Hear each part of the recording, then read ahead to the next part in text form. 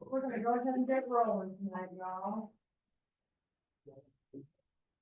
Okay, apologies for the awkwardness. We're all here. We can talk normal, but we are recording so that those that aren't able to make it would be able to watch this later on. So I'm going to start on this microphone and then I'm going to hand it to you guys as a group. We'll kind of work off of this one here, just so that we can make sure that anybody who's watching this at a later time will have the ability to follow along. First, I just wanted to say thank you for being here tonight.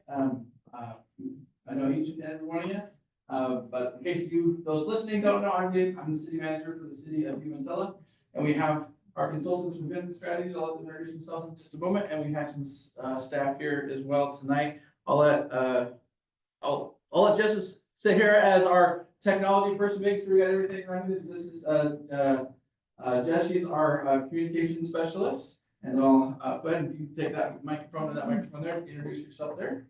Esmeralda Bridges, Communication Director. Scott Coleman, Public Works Director.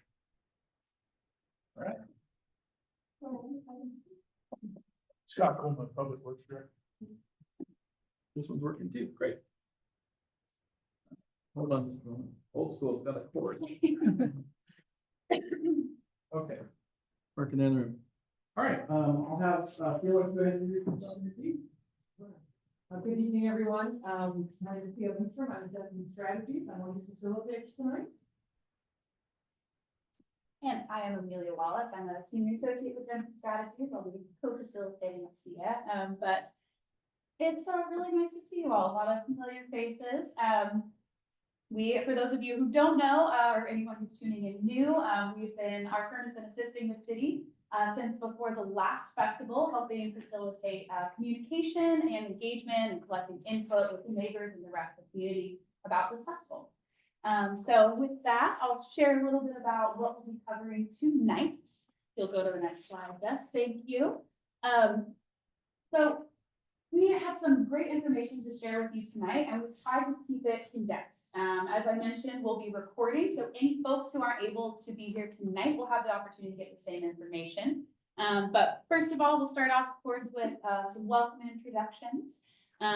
Then we are pleased to have city staff here who prepared a lot of information about the plans specifically focused on sound mitigation for the upcoming festival to share with you, to see what questions you have and provide any other information that'll be helpful to you at this time. Sia and I will be here to facilitate this conversation, to make sure that we're hearing from everybody in the group and getting your questions answered. From there, once we've discussed the sound mitigation for 2025, Sia and I will share a little bit of information about the process from here. So we want to provide an update on how rock velocity have handled in the budget.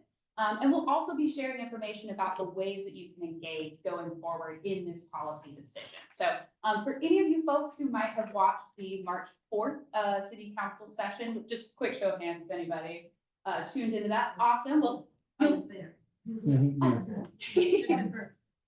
Excellent. Yeah. Well, you'll hear some of that repeated tonight, and we'll give you an opportunity to ask any questions that you have about that. And then, as you all may know, we'll be doing a survey to follow up on this meeting, and then also sharing some information about a community survey that's just been launched about this topic as well. So with that, Sia, would you like to do our introduction? I was just gonna, yeah, go right ahead.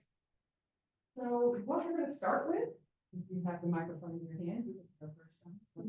We're going to do a round of introductions of you all. You've heard the staff and the folks who are in the room, but if you all can just do a quick name and how long you've lived in Umatilla, that would be great. I'm Don Slipsky. I've been in Umatilla for the last 10 years. Previous to that, I had about 4 years reassembly area. And I live at 404 Wall Street, right close to the river. I'm Ian Budget. I'm Tom's partner. We live at 404 Waller. Been there close to 10 years. And what's the question? Just how long you've been here. I'd just like to mention that Ian and Nicole Coyle are both teachers, and it's a parent-teacher night. But they're going to be happy to be able to see the video afterwards. That's great. Thank you. Andrew Morris, 402 to Walla Walla Street. Almost 5 years. But, and last year I left the country and went to Europe during rock walks to avoid the noise. So, after the first year. Oh, I went to London. Yeah, Spain, Portugal, because far away. And my name is Sherry Morris. I live at 413 Walla Walla. I was not fortunate enough to be spending time in Spain and Portugal or London. I will say, and I might be out of Robert's, whoever rule of orders right now, but on our side of the street, it was not as obnoxious as it was the other. Not ideal, just less obnoxious. Appreciate that. Good, and we'll be diving more into that. Thank you for giving us all. Denise Pratt, 148 Rio Senda. I've been here for 3 years. That's fine. I'm from the six. We don't have that. And I'm from the section. And I'm going to just hold on to that a little bit. We'll be continuing to talk here then. I think next up then is going to be our staff who will talk to us a little bit about sound mitigation. Thank you. Next slide. Okay, so I will be covering sound measurements, mitigation measures results, issues related to sound 2024, and recommendations for future. Everything I will be discussing is part of the ABD engineers report that has been provided. If you would like a copy, and it's also online available to read. I'm just condensing it for information to present today. Next slide. Sound measurements. During the 3-day festival, sound measurements were conducted at 6 different locations. At the request of ABD engineers, residents also kept log of sound measurements. Continuous measurements were recorded from 6 p.m.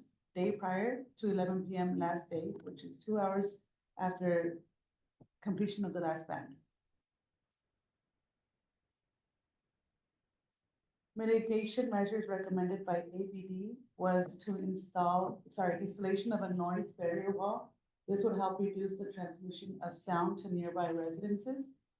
The use of a Meyer sound system that provided a cardioid pattern rather than omnidirectional radiation of sound. Informal maximum level limits of 103 dBA at the mixing console, and schedule sound checks at a later time in the morning.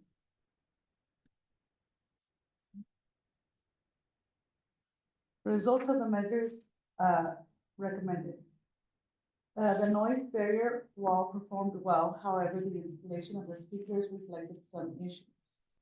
Revision of sound check schedule meant longer, quieter mornings, allowing neighbors to sleep. Multiple residents noted sound levels were significantly reduced from previous years.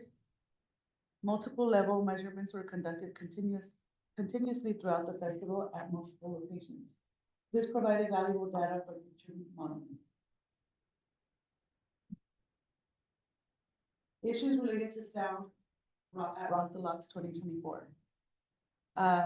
Generators. Based on sound data measurement, this raised the background noise level in the area from a typical range of about 50 dBA off up to 60 dBA on.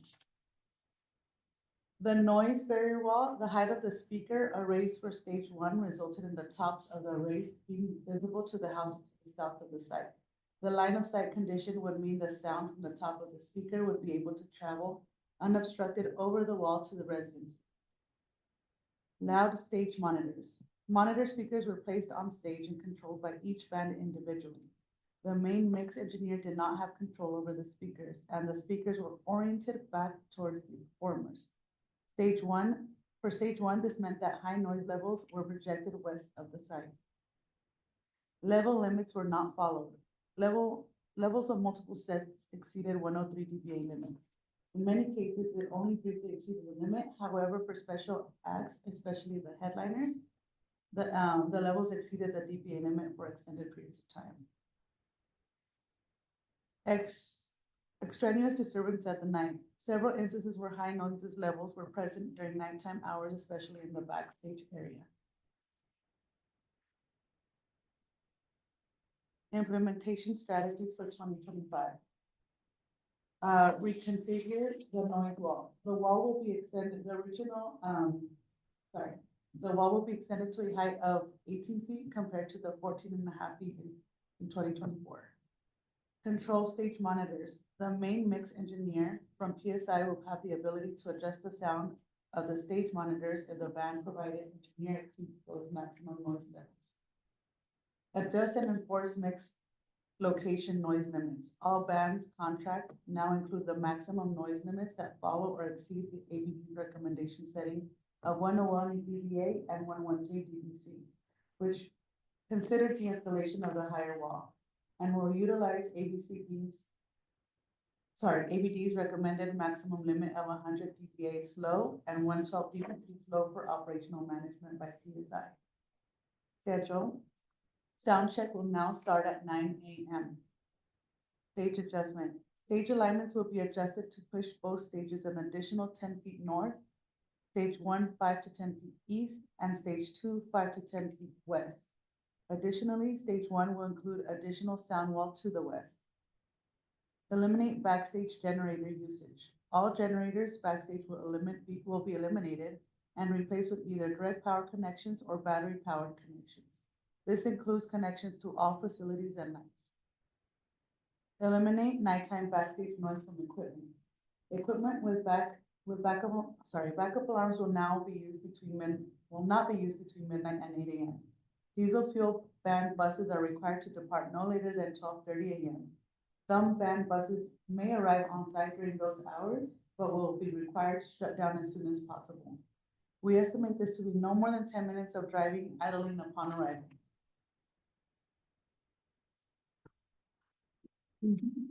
That wraps up the summary of ABD's engineers reports. Thank you. Thank you. You downloaded a lot of really good information. Very thankful. I appreciate it a lot. And I think now we're going to. Yeah.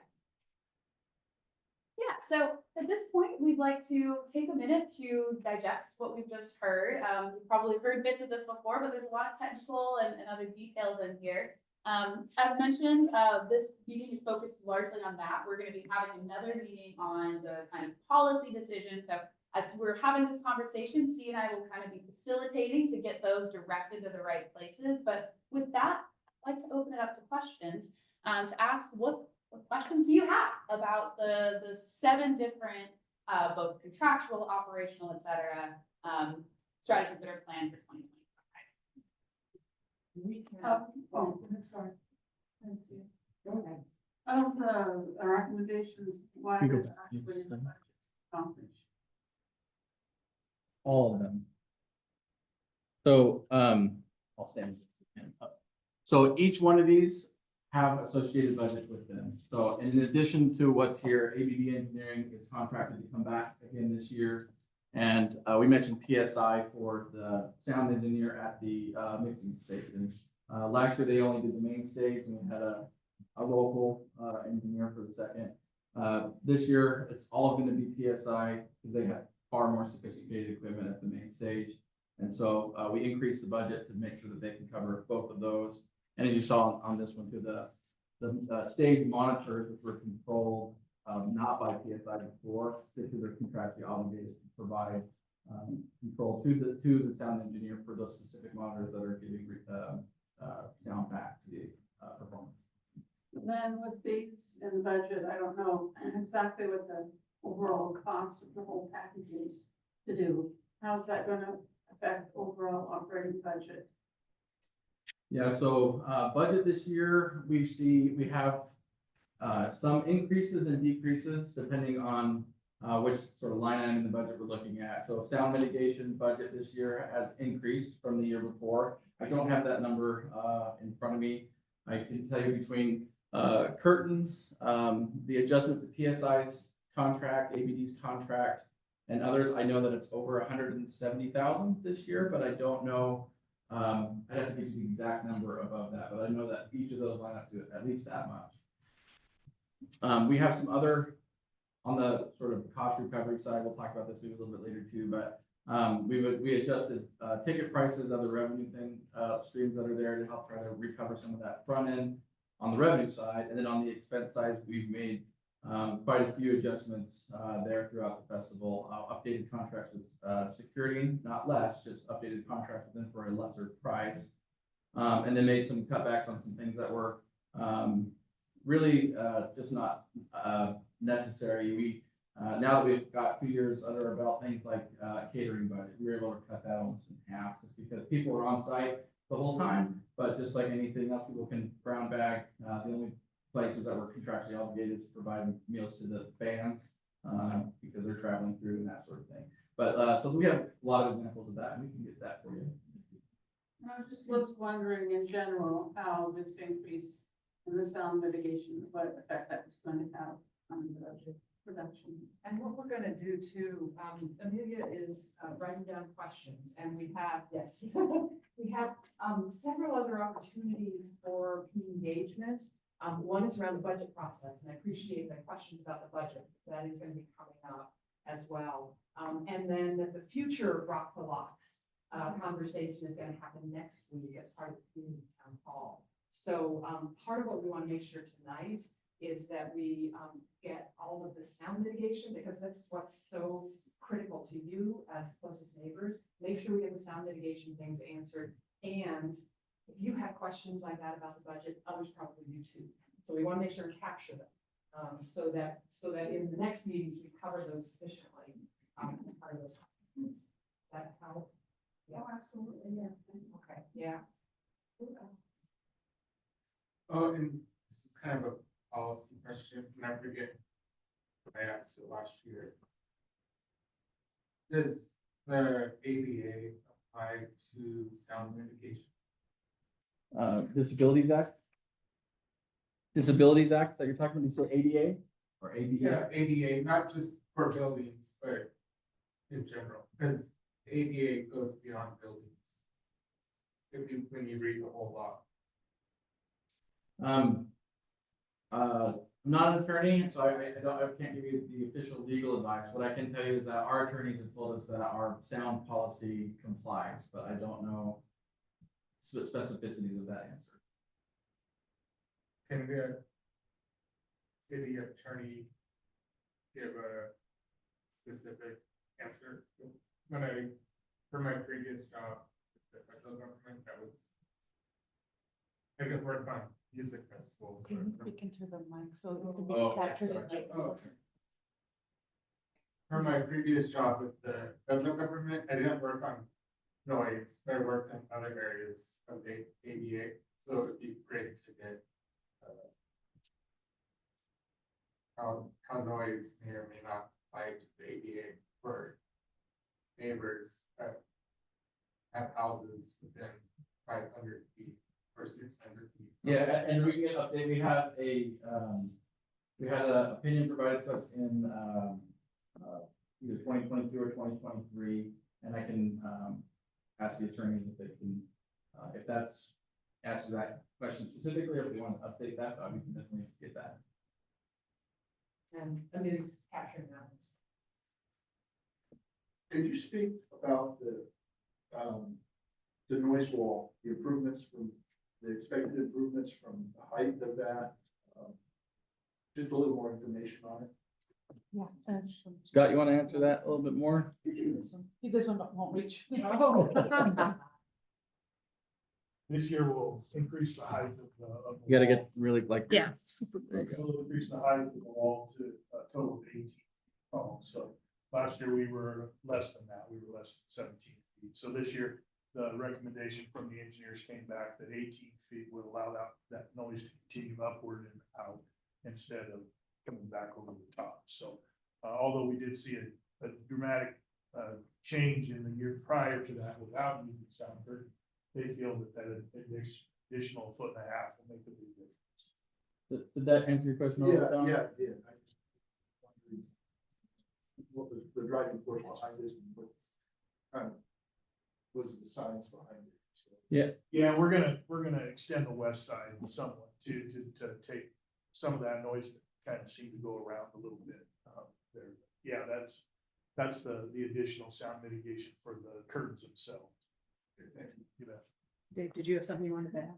Yeah, I think Scott touched on it some, so, yeah, so we will wrap the, to the west. Before we didn't have, so before the line just ran parallel along the south boundary. This year, so ABD's report said it needs to sort of turn that 45-degree angle and come up behind the stage. So we'll do the same as we did before that, south boundary, and then we'll also add this additional west side angled boundary. And then, yeah, on the speaker array, at the very, very beginning, the first few hours of Friday, so that the science there was that line of sight that they talked about before. So that very top speaker and that speaker array was up above the wall, so that line of sight was there. So there was nothing obstructing that sound wave. It was just, straight there. So now the idea here is two things can happen with PSI. One, our wall's getting taller, and then two, now as PSI's worked on this, and now we've got updates in their contract, they can actually get that array itself slightly lower, not a whole lot lower, but a little bit lower. They can continue to work on that. I can never say that word, that cardioid, that where they create that diamond-shaped sound wave image of those speakers and things like that. So they've got that dialed in a little bit more. So that's what they're looking at. So I'm a golfer, and every time golf course, I always question what went into the decision to put the stage where it is versus in the middle of the golf course where the speakers facing the industrial park. And would that ever be consideration to move it? And I can answer that too, for Scott, it's all the same. So the main has to do with the general layout of the course. So in that area to the south, we don't have the map, but it starts out real wide there and narrows up. The only hole that kind of gets in the way of the middle is that 15 or 16. I think it's 15 that does the dog leg, right? 15. So the 15th hole has the main fairway that was through there. So if we moved it more towards the middle there, we would have been more on the main fairway areas of 16.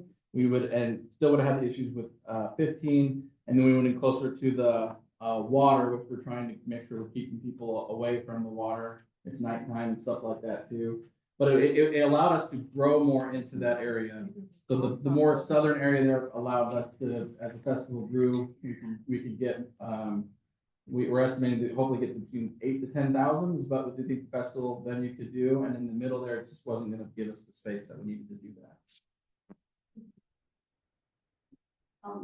When we had the meetings last summer, one of the outcomes of the neighborhood meetings was that the city would do cost assessments of the costs involved with changing the locations, looking at a couple of different options. I've already asked this question a couple of times at city council meetings. I asked if any of those cost assessments had been done, and you said no. Have they still not been done? Correct, they had not been done. Is there a reason for that? Right. The only reason for now is we're still working through this process. So I don't necessarily have a better reason for that for you, Mia, other than we're still trying to dial this in and see how successful we can be at these mitigation efforts here. Yeah, and I commend you for the efforts that you're making. We all know that the initial decision of putting the stages so close to houses unheard of. I have not been able to find another outdoor festival where main stages are located so close. So again, that decision that came out of that work that we all did last summer was pretty clear. It was in the report on our sessions, and it was pretty clear that that needed to be done before decisions are made about the future of the festival, because it does, the sustainability on long term, the impact to us as neighbors varies quite a bit. It could vary quite a bit if stages are changed to another location. Well, if I can answer. So, so in ABD's report on that too, they did say that there could be trade-offs. The further north you go, the more impact it is to those houses to the north. And so that's why, and they made, there's a statement in there as well that talks about exactly what you're saying. It's going to take, more measurement, more time, more data gathering, and so on. So at the moment, I haven't been directed by council to spend those funds to look at that alternative. The direction has been to focus on this year. I do, excuse me, but I do believe when I was at the city council meeting back last fall, one of the city council members asked you if that had been done, when it was going to be done. So in essence, it was being directed to do it. I did not receive a directive to do it. They did talk about it. There's no doubt about it. They said, yes, this alternative is here. But we also mentioned in there that it has those trade-offs. The direction was to focus on these mitigation measures here. Okay, I think it's pretty important to specify that when you say that water was a question, water was an issue, there are no attendees going behind the stage right now. If the stage was located in the center of the golf course, the water would be behind it. Where attendees are, there's no question, they're not going behind it. So that's not an issue. Not an issue. And one of the things we will make sure and do, and I realized brought this up last year and council heard that, and council is giving the city manager direction. We will make sure this goes on the list again so that city council sees this as part of the topics for the future. They have also, and I just want to make sure, Esmeralda, when she made her presentation, it's not the extent of the move that you were hoping for, but they are adjusting the stage alignment some, right? So they are administratively keeping that in mind, it's not the extent that you were hoping for, but Amelia did capture that over there, so it'll make sure and be part of the report we're writing up. The question I have is, you said that last year you directed the bands to stay under a certain decibel level, and they did not comply. What do you plan to do this year if that happens again? Yeah. So it was different last year for the time. So by the time we got bands under contract, we didn't have a sound limit. And so there was nothing to comply with when they signed their contract. So we came in, we had meetings like this about this time last year, a little bit earlier, and brought them the information, and some of the bands said, yeah, we'll comply with that, no problem. Others said, thank you, we're not really interested. Others said they would do it and then didn't do it.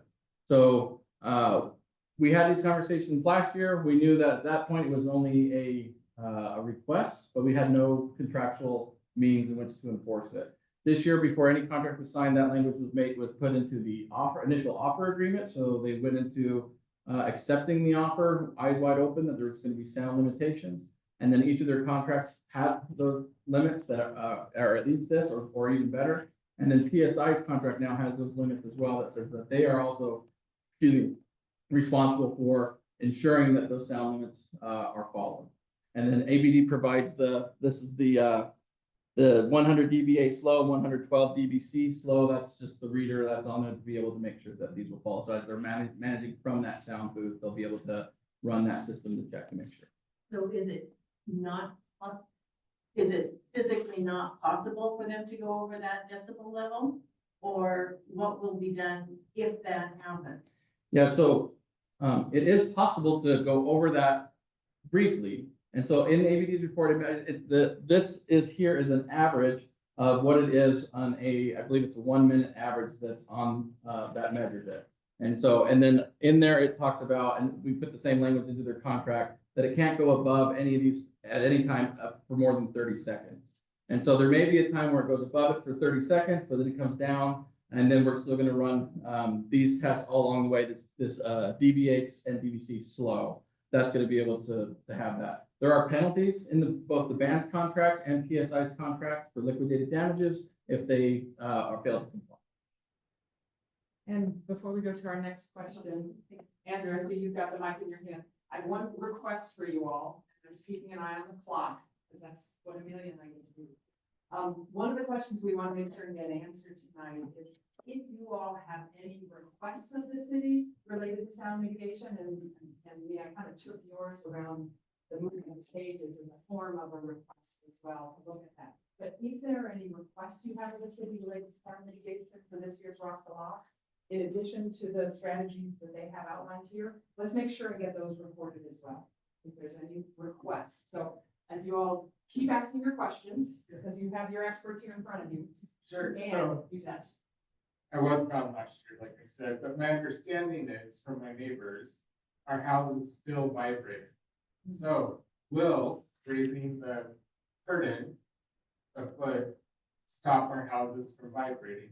Because it still can damage our houses over time if there's vibration every year, much less our own health of having to, unless the city gives us vouchers to go stay somewhere else. And will you all, whoever's gonna answer this one, will you also talk about the ongoing monitoring we're gonna do? Good either way. Go ahead. Okay, sure. Andrew, so, first question was, about vibrations, correct? You know, there's, even though it's on, there's still vibration. And so we stop. So while raising the sound curtain, stop those vibrations. And how do we live through those vibrations unless the city gives us vouchers to go to a hotel or somewhere so that we don't have to, go to Europe to get away from the sound. Sure. I'm being serious. I mean. Yeah. I scheduled that trip purposely to avoid rock the lots. So I'll actually start with that second note and then come back to the first one. So, Can I just sure. add a clarification? Because I was here during that time, and I agree with I concur with what he's saying. The interesting thing was that the noise mitigation that you put in did reduce the overall sound level most of the time. And there were times when you really couldn't distinguish what the music was, but the vibration was still going on. So the overall sound was more of the time acceptable. It wasn't all of the time, but more of the time it was acceptable. But the vibrations, for the most part, were still unacceptable much of the time. Okay, so I will start with vibrations first. So again, I'll say I'm not the sound engineer, so I can't speak as if I know the sound engineer. I just can tell you what is in their report and what I've learned as best I can from that, but I don't have the acronyms after my name. Couple things. Last year, the DVC was on average over 116 DVC. And so once you start getting in these levels, from what I understand, once you start getting these levels over 100, you start getting sort of exponential growth about every 6 to 9 dB.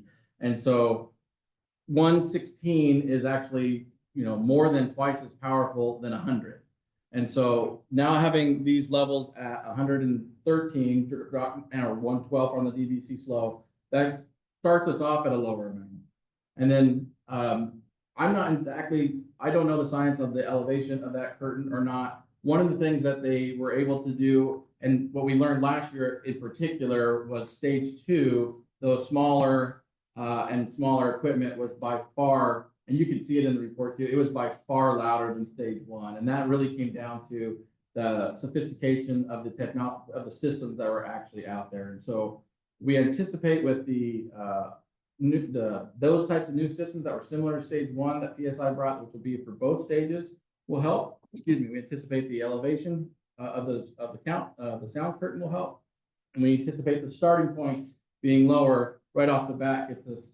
I don't know what the percentage is, 10%, 20% better than where they were, where they started before. So I don't have a concrete answer for you, Andrew, other than we know that these will have positive impacts as far as reduction. We just don't know how successful they will be until we're able to do it. So will we have an opportunity to talk with the sound people before the rock blocks, talk about the DVDs? Because if the sound is lower, that's great, but just because of after the first year, I was sick in bed for a week with migraines. I mean, that's my reality. For people that live on Southville, they don't have to worry about that. But when you live next to the stage and your house is vibrating for 5 days, 6 days, for Wednesday through Sunday, from when the speakers went up. I mean, it's not fair to us. And it's great that the noise is reduced, but if the DCBs are above that range, it's hurting us health-wise. And that's why I asked, would the city provide vouchers for us to stay at a hotel in Hermiston or somewhere else? Because, like I said, I left the country on purpose. And I didn't send a bill to the city, but I would like to. And I mean, it was my choice to stay home and be sick for a week in bed or to leave. I chose to leave. So We looked at last year with this group, we talked about the options of a voucher system. The sort of concept of if a tree falls in the forest and nobody's there to hear it, does it make a sound kind of idea. So sort of rock the lock style. If the neighbors aren't there to hear it, does the festival make a sound? And we offered that to this group of neighbors and said, if we get the majority that say, I'd like to take advantage of that offer, we were genuinely interested in providing that as a real option for this festival. We even went so far to get our attorney to weigh in. Is that allowed? Is that a gifting of public funds that's otherwise not allowed? And the attorney said, no, this actually is an allowed use because we're already spending, I mentioned earlier, $150,000 last year or whatever ish, what that number was on sound mitigation.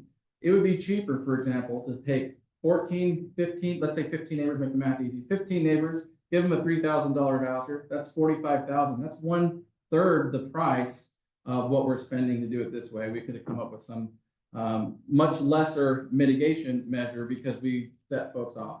And at that time, the neighbor said, we are not interested in that. We want the quiet enjoyment of our home. We have the right to enjoy our home and we shouldn't be pushed out. Totally understand that. So we've gone down this route instead. So that option is not available now. I'm talking about for those of us where the stage is.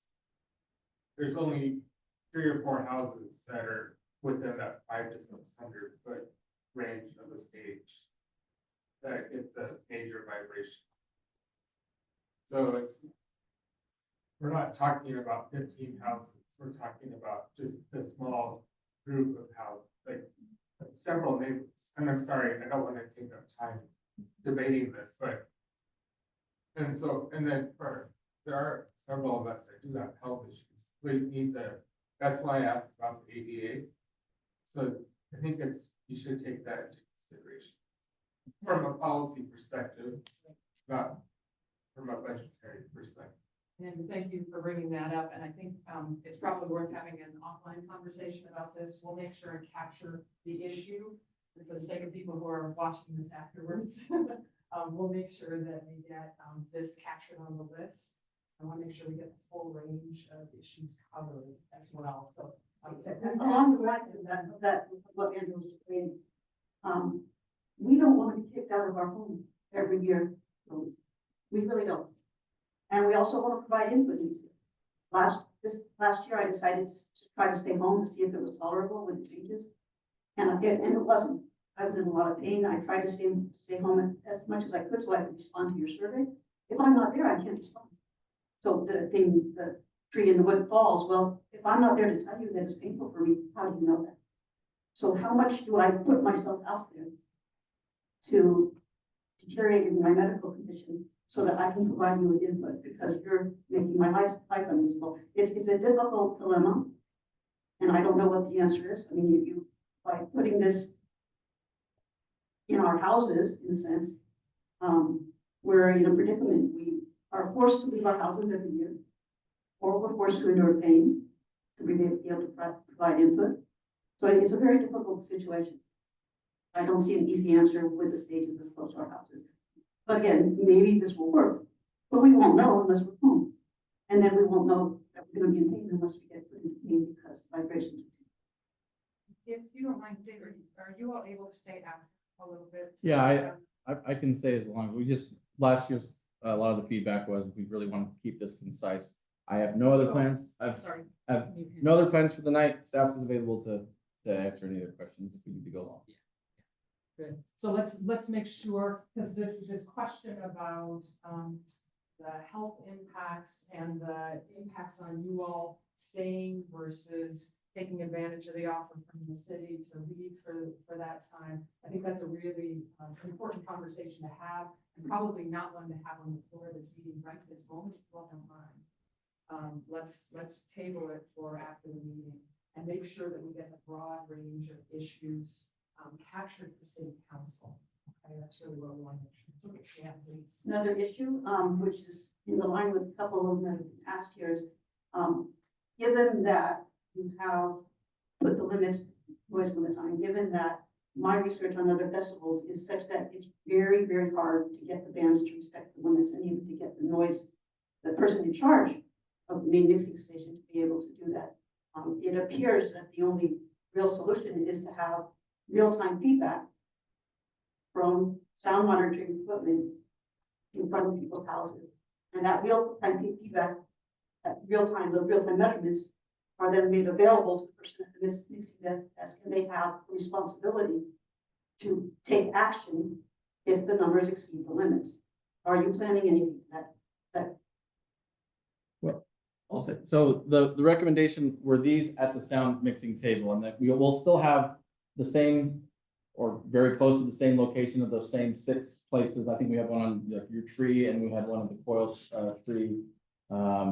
And I think we have one at Mr. Mercer's tree all the way at the north. And so the plan is they will have monitoring at the mixing booth.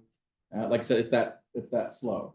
The DBA slow, the DBC slow, and they have control. And so again, I want to be clear. ABD Sport says it's again, I'm not the sound engineer, but as you read it, the L rating that they have on there says it allows for up to 30 seconds that can go above that, and then it's got to come back down. And so there will be times in which that's the case. There's going to be better coordination with the band where they're going to say, look, here's the section of this song on song 4. We're going to go up and we're going to make sure that we're going to come down under that 30 seconds to make sure that they meet that average that's in there. So all of it's done there. The measurements that is taken at the residents' homes was used to cross-tabulate that data, and they created what they put in the report. I forget what they called it. They called it like an annoyance table or a level or something to that extent. That even that they pointed out in there that so even if something is at a sound of a vacuum cleaner, right? That's not the same as a festival all day. That's kind of the point I think Andrew was making. Most of us can tolerate vacuuming for 20 minutes. We put up with that, no problem, right? It's not the same thing when it's for 10 hours. Okay, that's an entirely different thing. And so they created these levels based upon even that cross-reference of data. And so again, we anticipate this because we were at 103 and barely even half or right at half complied with that. The others blew right past it. They went all the way up to 110, 112 dBA, which, as we mentioned, that's almost twice as powerful at 103. And so we're anticipating here at 100 dBA that we're about, I don't know what that percentage is, somewhere between 20%-ish probably of a reduction. And then these other mitigation measurements that we're hopeful. But again, we want to, so ABD will be there. There'll be constant measurements. It'll be the same as last year. It'll start the evening before and go until about midnight or so, or 2 to 3 hours after the event. And we're going to try to take that. And yeah, I mean, your personal experience, subjective data is highly valuable to mix with the DBA objective data. We have to have both of those together in order to create the true 360 of what's actually happening to you that are most impacted. No, I appreciate that, but you have a couple of problems with respect to that. One is that for me to be there, if you do exceed the levels, I'm not talking about the mixing stage, but I mean, in my house, if my house is vibrating, that causes my pain to go. So if I'm there to give you feedback, I'm exposing myself to pain. Now, that's one issue. Another issue is that there's a lot of people who aren't here tonight. They think that the city, all this time and effort that we're putting into this is to no avail. The city's going to do what they want.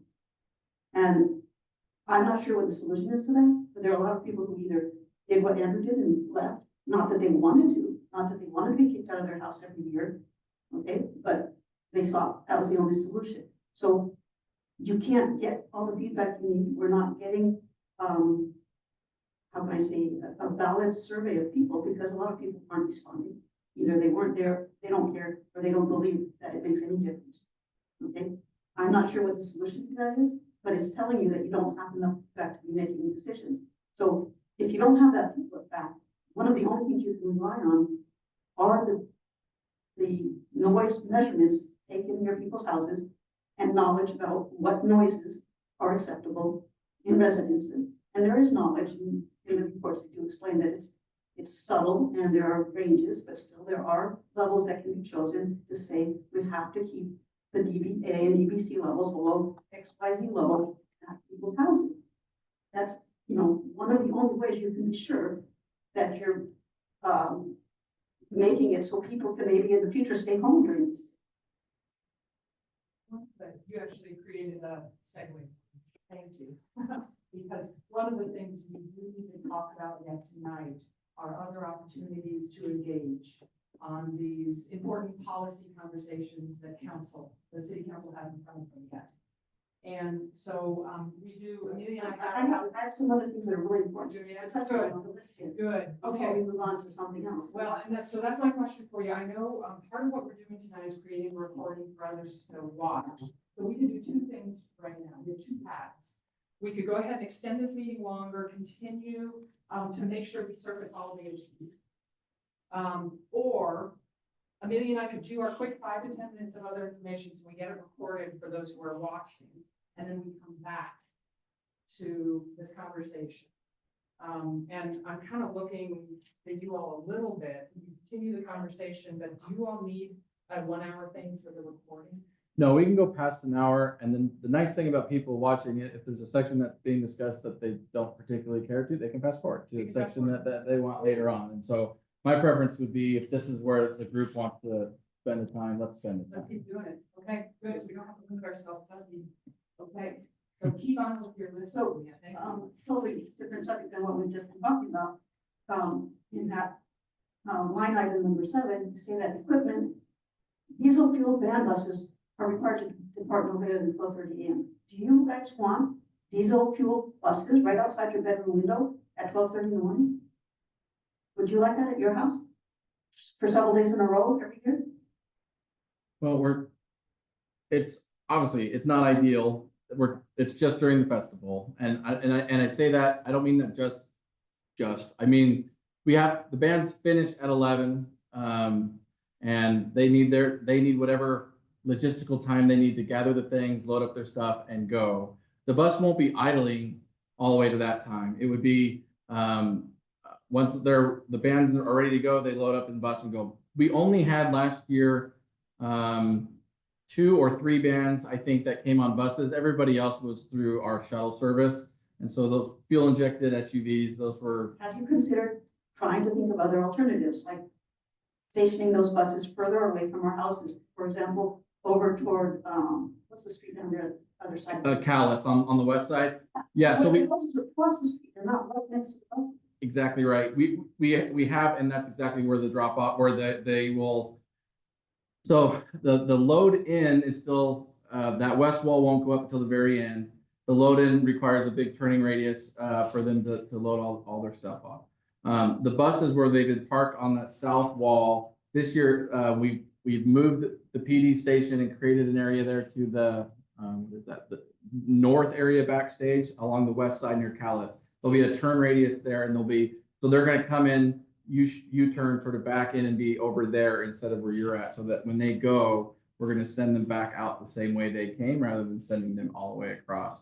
So there's a change there. There's other, Buses were on the same place as the bus. no, they'll be to the west and to the north area there. So kind of where you see the PDHQ dot up there. They're gonna be parked up that way. Now, they may go back out the same way they came and then can't go down Yakima, it's a one-way street, but they're gonna be pointed out that way. That's where they're gonna be up, is in that north area backstage. And so either they'll go out that way or they'll still go out where they were before. It just depends on the size of the bus. They're not all the same size. I mean, is it really problematic for these band members have to walk a little bit further? Because if they want to leave the same night? Where are you suggesting? I guess I'm not sure, because what you're saying right now might be better for us than what it hopefully will be, but it's going to have diesel buses going through neighborhoods at midnight. Yeah, so they were. After midnight for 3 days. I mean, that's a lot of disturbance. I'm not just thinking about myself, I'm thinking about everybody who lives in McNary. That's a lot of disturbance. We don't close the streets after certain hours for anybody to drive up and down the street. So there's trucks and cars and all kinds of things that drive up and down the streets after that time. There's no You said diesel it buses doesn't matter. going up and down. our I didn't say street. diesel buses, but there are diesel trucks, there's food trucks, there's all kinds of stuff that drive up and down the street 24 hours a day, 7 days a But week. not- There's not that big noise. Oh, sorry, at night happening in our backyard. So one of the things, this is. So that's their consideration, a policy issue. Thank It's a policy issue. To have, when a band finishes, then there's employees in our back, that you can hear over the fence. 12:30, 1 in the morning. What, Yeah. yeah. And it's like the first year, this spotlight shining in my bedroom at 1 in the morning. And people used to yell outside of my bedroom. Right over the fence, like. But we moved all of that in year 2 though, Andrew. Okay, so thank you for changing that, but those are examples. Yeah, So we live right next door to each other. We hear people talking. It's not just because you have events up, you can still hear people talking at that time of the night. You're right, people go up and down the street, but there's not tour buses going up and down the street where we live at 12:30 at night. And there's not bands packing their buses or groups of people rolling around at 12 at night, 12:30 at night where we live. And I think one of, Usually we have deer, in our, where we live. at I stay there 12:30. too. I stay there. I'm there 24 hours a day for 3 days. You're not taking into consideration the impact of our lives, is what we're trying to tell you. so one of the things that we can do, is to make sure and record, and I know you have already, record the issue of the diesel bus timing, limit and placement. I heard some conversation about voices, about the porta potties, which I heard got moved, between the 2 years. So we'll make sure that that is recorded so that it stays front and center, so that city staff knows as they are working through these issues, that they're keeping that in the front and center, and that we continue to make sure that we're keeping an eye on that. So thank you for raising that. I really appreciate it. Mia, what else is on your list? And I do want to make sure and share the mic a little bit too, so you can help me with that too. I'm just gonna do one more and then pass it to you. One of the other issues that, we've kind of mentioned before is that the surveys that you have had us do on the noise, information, we were told that ABD engineering would speak to us about it, and then we would have some feedback and be able to go back and forth. There was none of that. I mean, like, yeah, there was a lot of work to do afterwards for the post-event report, but ABD did not consult us when they had questions. And so then when we looked at the report, we found things that we thought were misrepresentations of what we had put in our surveys. I'm not blaming somebody. It's very difficult to make a survey. It's very difficult for people to interpret the results. And there was supposed to be some feedback there. And some of us feel, and we reported it, that we do not agree with some of the conclusions that they came to based on things that we had in our surveys. And they didn't accept that, and they didn't change what was done. And we can't change that in the past. But are some plans being made that make better surveys and better use of those surveys, and have that feedback loop where the people analyzing our data ask us if they don't understand something, rather than make assumptions about things that we put in our surveys or omit that are not surveys. let me just see if I can summarize what I think I heard. The goal or the hope or the expectation is that, after you submit whatever survey they provide, and they come up with, let's call it their initial, interpretation or initial analysis, that you have, and your goal, your hope is that that would be shared back to those who took the survey, so you'd have an opportunity to clarify whether they understood the answers to your questions properly or not. Is that correct? That's part of, yeah, or that if they are trying to interpret it and don't understand, that they ask us. We were told that they would contact us, and they never did. We were told that there would be a step where we could provide feedback, and there never was. So you're saying we had the survey, they had their finding, the expectation was that there would be a follow-up with that finding and then sort of a finalization. Is that correct? My expectation was that they would be working with us. We spent a lot of time and effort. I don't know if you guys realize how hard that is to be in your home for 3 days when you're dealing with something unpleasant and trying to record what you're doing all the time. It's time consuming, it's pain, it's not fun. I couldn't do it the whole time because the sound made my pain go too high, so I had to leave. But then to find out that my responses were misinterpreted was difficult. So I'm happy to, if you can provide me, something that you think that I could, happy to put it into ABD's, contract for this year as far as that feedback. We can add that extra layer of, review and, clarification. I think that's something that we can absolutely get into their contract that, that was missing. And, definitely apologize that we didn't meet that expectation. We thought we did by getting that survey out and making sure that we had that part of the hard data, the number data that the equipment gave us, that we got your answers to those questions as well. So we definitely can make that improvement there. And if there's, I don't want to, I'm trying to summarize it here. It seems like we're very close, but if you could maybe send me an email on that one specifically, Mia, with a proposal as to what you might like to see, I can get that language into I that. feel like I'm not the expert here, maybe you guys can help, but the survey was not particularly effective for various reasons, I think. And I'm not blaming anybody. I think it's very hard to talk to survey. Well, I think they even said that too, especially with the small number that they received back. They even said that we're gonna make the best interpretations that we can with the data that we have, but they say we recognize we don't have enough data sets for this to be a statistically valid. And then we come back to what I said earlier, which is that more data monitoring points are needed.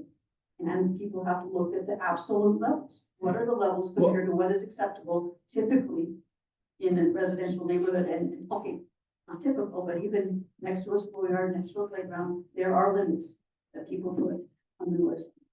And even if you don't say, okay, this is what the limit is going to be, at least be able to have more readings that say, here's where we are exceeding what would be typically reasonable limits. Because how do you replace feedback if you can't get the feedback? Yeah, the feedback's invaluable. I 100% agree with you.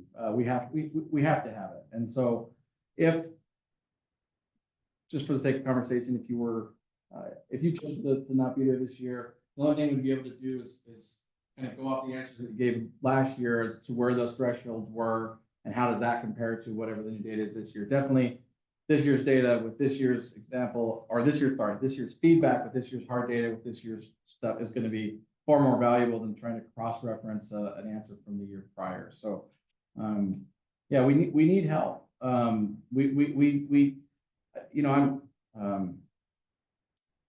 Take it for what it's worth. We're doing this effort because we are trying to improve the mitigation efforts. We are trying to reduce that impact on the neighbors.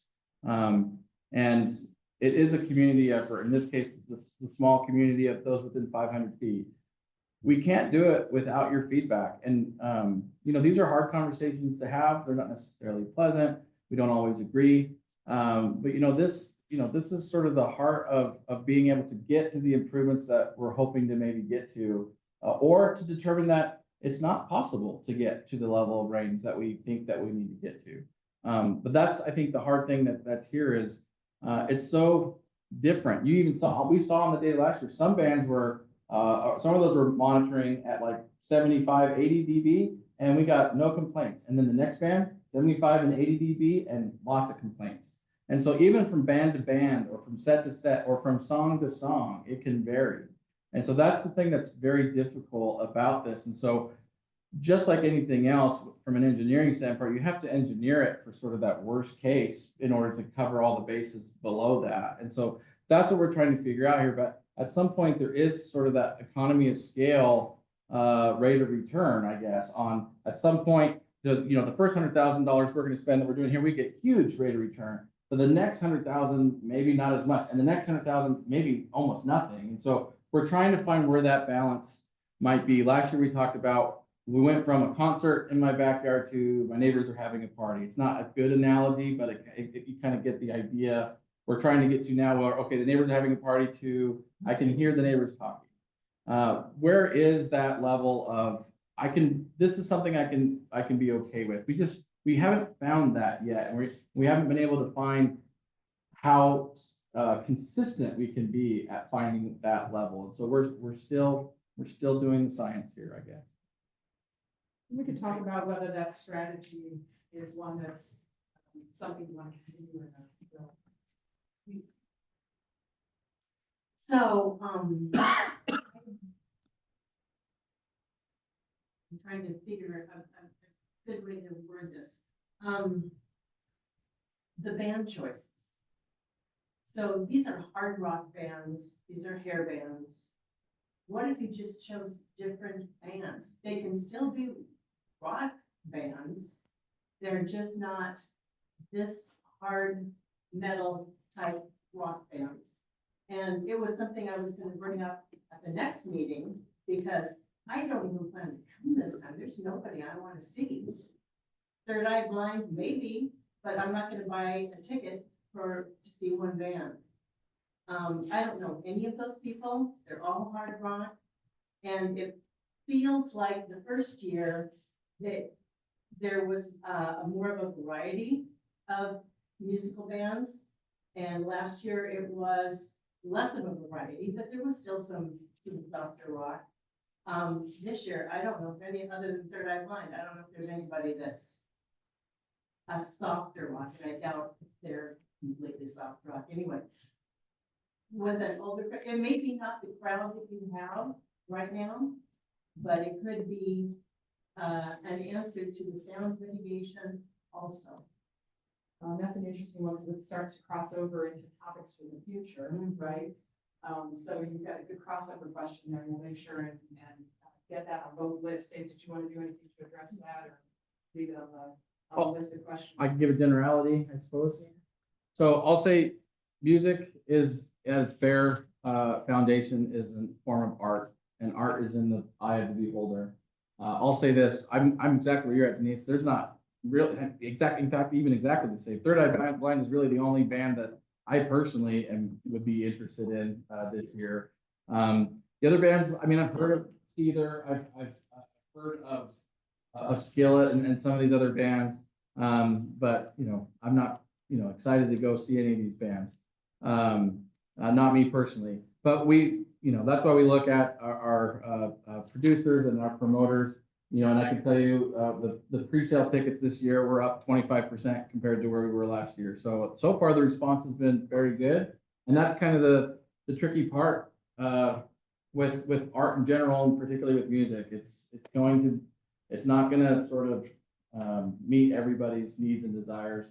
I do agree that there's probably I don't even know if you go down and sort of pick one by one, hard, metal, soft, alternative, whatever sort of level of rock it might be. I would say I would agree in general. It seems like we have a little bit more of maybe on that metal side this year. I don't know if we have as much as the hair bands this year. That's more of the sort of 80s, I suppose. We have a lot more 90s this time around.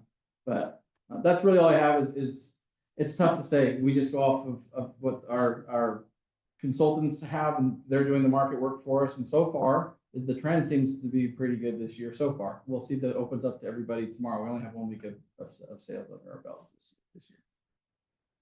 Thank you for the question.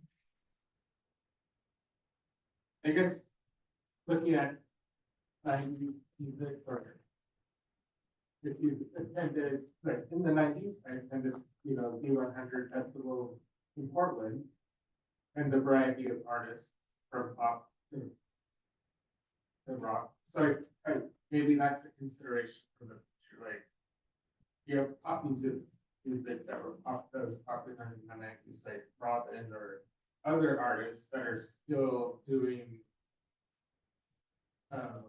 music festivals, tour circuits, or fair circuits that now are doing smaller crowds.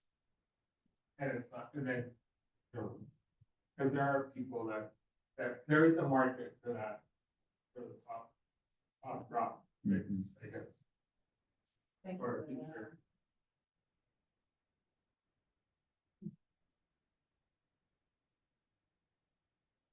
So I'm not surprised that there's only 6 people here. There is a huge problem with communication within the city and the website. I heard from my neighbor across the street, they got a letter, my side of the street, I didn't get a letter.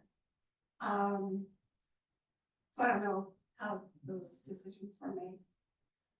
But because I knew it was happening, I went on the city website today to verify the time and place. Guess what? It's not on the front page of the city site. It's not on the calendar for the site. So I start texting my friends and going, where did you find it? Well, it's a pretty elaborate process you had to do to find it. You had to go to Parks and Recreation. How would I have known that? Then when I went to Parks and Recreation, it wasn't just on the calendar. I had to go to Rock the Locks. Then under the Rock the Locks page, I could find this meeting. So you need more public input from the community. You're not getting it because people don't know what's happening. I can name a multitude of people that I communicate with today that would have been here.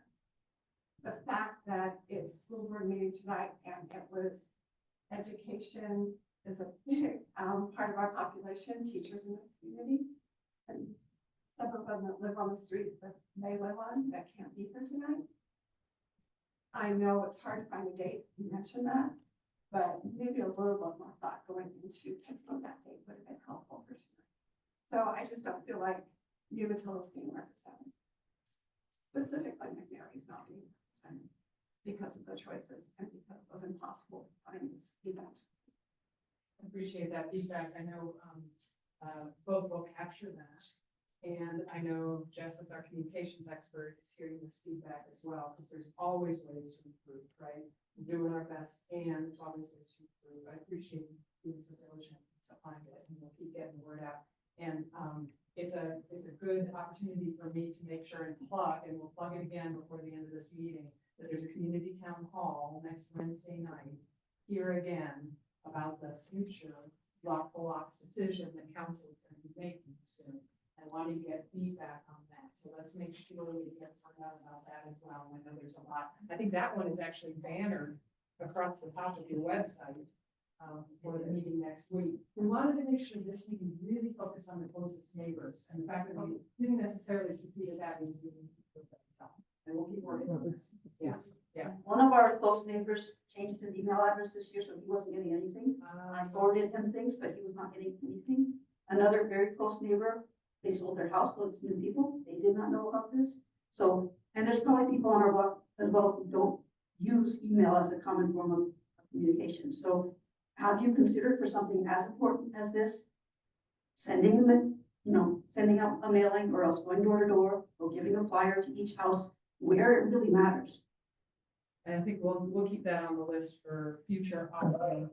Thank you. And that question has come up frequently about strategies we use to get the word out about this. So people can.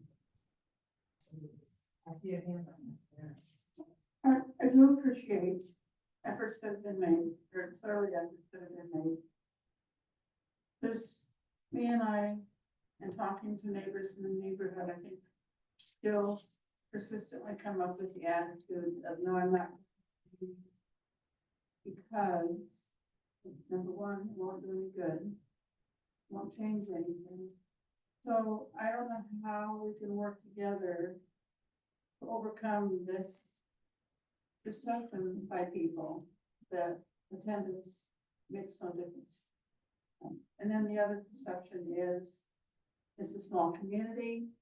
If I go speak out of, I've been told by more than one person, if I go speak out of this, it could have a negative effect on my job, and I can't risk that. So they sit back and say nothing. At least nothing to your face. I appreciate hearing about that too. One of the things, and again, we've asked your all's help with this since you are here. Amelia is going to be sending out a follow-up survey from this meeting. And it can go, we want it to go to you all, but we also want it to go to any of the neighbors who weren't able to be here We want them to be able to watch this video. So I say thank you for those of you in the future who are watching this video. And help us make sure that that survey gets into folks' hands. If we lose their email address, you're right, we don't have a way to get to them. And so we need folks like you that will help forward it to get it in folks' hands when we don't know that they moved. So thank you for that. And that survey will be open 2 weeks. Is that right? It'll be open for 2 weeks. And it'll go out here. Yeah. We have the code available tonight for anyone who wants to fill it out, but as Sia mentioned, it's absolutely appropriate to share with neighbors, et cetera. And I wanted to really emphasize that, you know, that survey is really focused on sound mitigation for the upcoming year. But the key thing that we're really hoping to get a broad base of feedback in from the neighbors, particularly, is in the community-wide survey that really takes a broader look at all of the issues that are coming up tonight in this conversation related to the future of the festival. So that will be open through the 28th of April, and we are really hoping that we can get your help spreading the word about that survey. Right now, the promotion is focused on the town hall meeting, because that'll be the next most immediate opportunity for folks to engage and learn, have a discussion. But that community survey is going to be something that for the weeks that it's open, will be the broadest space and ability to collect additional feedback and make sure everyone has the opportunity to weigh in. Mailed out also, rather than just email? That is not in the plans right now, but I'll note that feedback. And I also want to,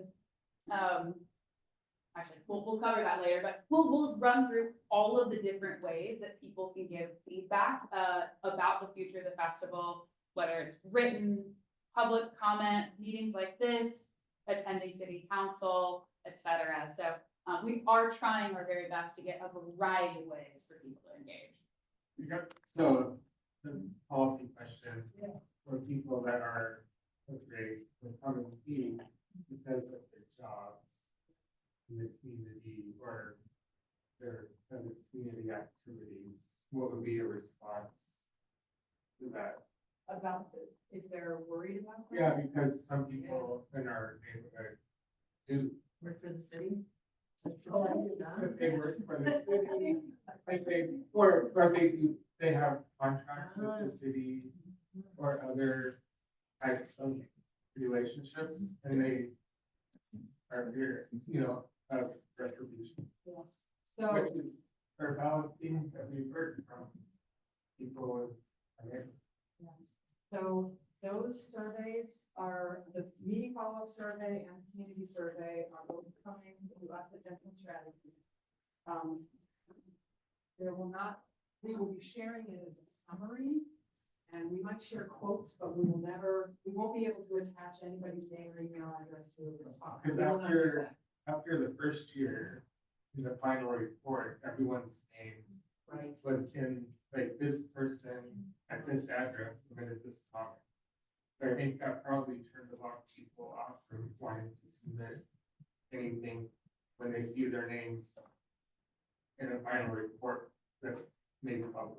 And I know the city heard that, and part of the feedback they gave us was that they wanted to make sure that this was a confidential survey. So that's part of why Jensen Strategies is managing this, so that it is a confidential survey, so that people have the ability to get that feedback. There is a place on the survey, and I just want to say this, so that everybody knows this, there is a place on the survey that says, if you want to get signed up for the ongoing email list, give your email here, but we will not attach your email address to any of your responses later. And that's part of why we have it, so that won't happen. So that's where, again, we might, there's lots of opportunity to get written comment in there, and we might quote some things out of there, but we won't attach it to anybody. Does that help? And that's clarified in the introduction. Yes, and that's all said in the introduction to the email, so that, or in the introduction to the survey, so that you can, yeah, we wanted to be very clear about that. That was part of what the city asked us. Yeah, I mean, I think that's really great, but again, we come back to this problem of how do you even get them to take the survey? If they look at it and say, oh, it's about rock blocks, I can't say anything, or, oh, they're not going to listen, or it's not going to be anonymous, they're not even going to look at it. So a flyer or something that says what you just said, something that tries to inform people that they can provide anonymous input, what's going on here, okay? and something that goes out in paper form, you know, everybody gets one in their mailbox or something like that. A simple flyer, somebody has thought out with these ideas, with these concepts that we're talking about in mind, saying, we understand that some people don't want their names put on, we just need to have it, you know, this is being managed by outside consulting, will be entirely anonymous, things like that. That could get a few more responses. I don't know, but you've got to try to do things to get more people to respond to these things. I mean, we would go around down the street and pass out flyers if somebody comes up with a flyer that's suitable. I appreciate that feedback. Thank you. We'll get that on the list. I want to do a quick energy check. It is 25 after 8. And I think I mentioned that Amelia and I have about 5 to 10 minutes more information to share with you about what's coming next in terms of engagement opportunities. Are we at a place where we should do that? And then for those who want to stick around and talk a little bit more after? Yes? Okay. So let's run through that, and then if there are more pieces that folks want, that I can see the TV on the faces. If there are folks who want to stick around and talk more afterwards. So the piece that Amelia and I want to talk with you a little bit about are the 2 decision-making tracks. Back up one more. The 2 decision-making tracks that City Council is considering right now. So for those of you who watched the March 4th meeting, this will look familiar to you. This is just a quicker version of it, so that it's just back in our forefront again here, right? So the 2 decision-making tracks related to Rockville Locks in the future. One is the budget track related to Rockville Locks 2026. And the second is what we're calling the policy track. And this is about the future Rockville Locks festivals. So those are the 2 decision-making tracks we're going to run through here. For a little bit of background stuff that I think you all know, after Rockville Locks 23, council directed staff to implement Rockville Locks for 2 more years. And one of the things when staff presented to council, this is greatly summarized, but in general, the successes, there was some increased attendance, revenue growth, and positive regional economic impact, areas for further work, fiscal sustainability, and sound mitigation. The fact that I just took what Dave wrote, hours and hours, I think, of probably writing work, and I just did it in 10 seconds. It's hard to do justice to his work, but just know there's a much fuller report if you'd like to read about that background. Then, next slide, please. Then, on the March 4th session, council gave us direction to move forward with these 2 tracks. First, the budget track for Rockville Locks 2026. We're going to do the same thing that has been done in the last couple of years, which is where Rockville Locks 2026 will be included in the annual budget process. And that process will conclude in June when council approves the overall budget. Now, if there are decisions made on the policy track related to future Rockville Locks that impact the 26 budget, council can go back and make adjustments via supplemental budget process in the fall. Okay, so that's how we make these 2 run in parallel to one another. So the budget track, there are 2 opportunities for community input. That's on city budget in general. So this is about anything that you all have interest in related to city budget. One is the budget hearing on April 15th. Date's at 7:30. It's an evening meeting. 6:15. 6:15. So council has a brief meeting at 6 and budget committee and its hearing is at 6:15. 6:15 on April 15th. And then the council budget decision for the full city FY 25-26 budget is June 3rd, still. Correct. June 3rd. Great. Great. So that's related to the budget track. And next slide, please. Now, this one, the policy track related to council's decision-making for future Rockville Locks festivals. We already know that council gave direction on both the criteria and this engagement process at their March 4th work session. So they gave blessing to the 3 community engagement things you see here. One is tonight's meeting, and they're going to want to know the output from this meeting. Second is the community town hall that is happening next Wednesday night. And so please help us spread the word on that. And then third is this community survey that opened up 2 days ago, I think it was. Hopefully some of you have seen it, maybe even took it. already, and it's gonna be open through April 28th, Monday, a couple weeks out, 3 weeks out from now. So after that, then the council will, consider all of the community engagement results from all three. Yeah, you said there were 2 surveys. So, Mia's asking about 2 surveys. The other survey that's, going on right now is going to be the meeting follow-up survey just from this, related to sound mitigation. Okay, so, but it could be a bullet point there, below neighbor meeting, there's a meeting. Yes, Survey. It's part of the, yes, there's gonna be a survey, good point. There's gonna be a survey associated with the neighbor meeting. Thank you. Yep, we can add 4 bullet next time to make that separate. You got it, deal. Okay, Is it so. only, is that survey only going to us? No, it's gonna go to the neighborhood. Okay. Yeah, and just how big is that list? The email list is, I believe last I checked was 20. The email is about 1. Okay, but we know that email list is not very responsive, so are you going to try to put in place a secondary way to reach people with regard to that survey, since we know that the email list generates so many responses? Here's the next thing, it's gonna be open 2 weeks. If we don't get a good response, we'll go look at how to push it a little bit more. Thank you for that piece of feedback. Are you thinking about getting it anonymous? Right? Mia, are you thinking that it needs to be anonymous, the way that people respond? And to be clear, both surveys are being handled the same way. All the results go directly to us. We are managing the summaries, et cetera. So that's on us, right, to make sure that's happening. I also wanted to note that the community-wide survey also addresses sound mitigation. So it's not I really want to direct folks to that big one because that's where you're talking about the most comprehensive level of issues.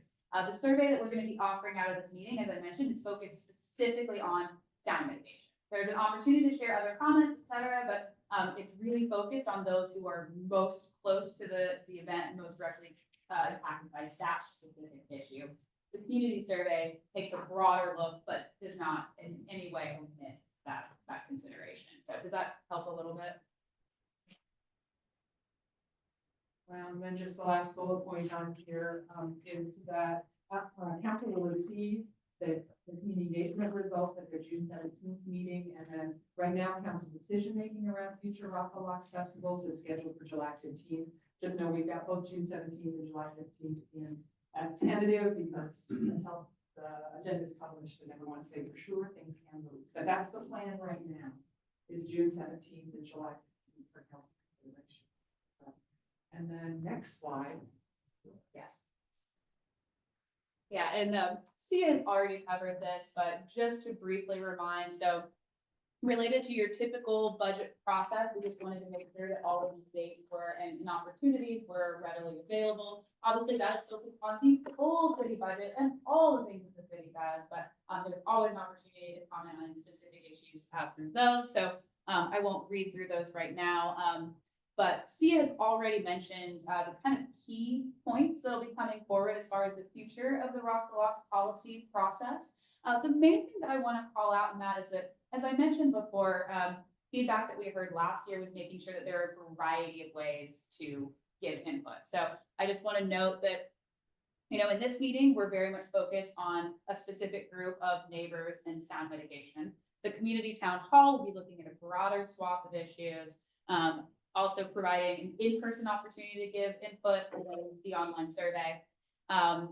Then we'll be presenting that information, as Sia mentioned, on June 17th. But, oh, and I wanted to mention for the final presentation for council, there's going to be not only an opportunity to give input in person, but also an extended period to provide written comment, just to make sure folks have adequate time to respond. We'll be giving more information about that as we get closer to the process, specific instructions for submitting, because the council has made it very clear that they not only want to hear from the community, from the neighbors, but they want to hear it in meetings, right? It's impactful to have those dialogues. So we're doing everything we can to get that input included directly in those meetings. Can we send those dates?